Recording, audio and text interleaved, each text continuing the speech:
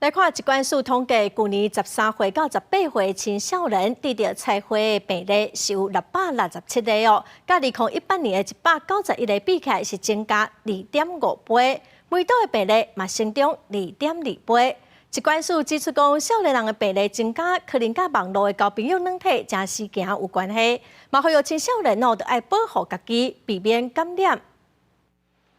休乐期间，未少青少年朋友拢会小少出去佚佗，也毋过细儿伫做性行为进前，爱做好保护措施。根据疾管署统计，去年台湾13到18岁青少年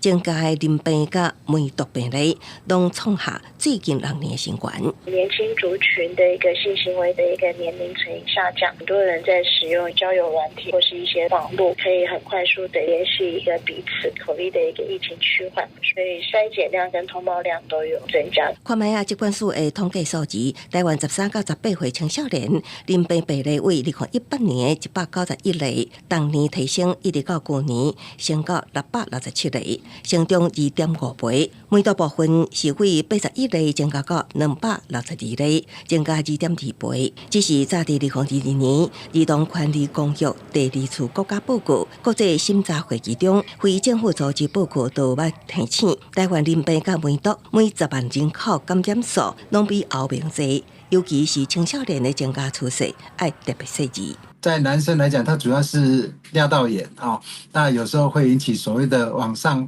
会引起前列腺的这种发炎。那女生的话，就是除了尿道炎以外，也会引起子宫颈炎的发炎哦。那甚至假如说多次感染的时候，可能会导致所谓的不孕的这种现象。另外，有医师表示，最近两性观念开放，加上交友软体发达，增加互动的机会。学校有义务强化健康教育，也提醒预防性传染疾病，要做好防范措施。若有无安全的性行为的人，要定期体检加量查就医，才袂去耽误着黄金治疗的时间。记者综合报道。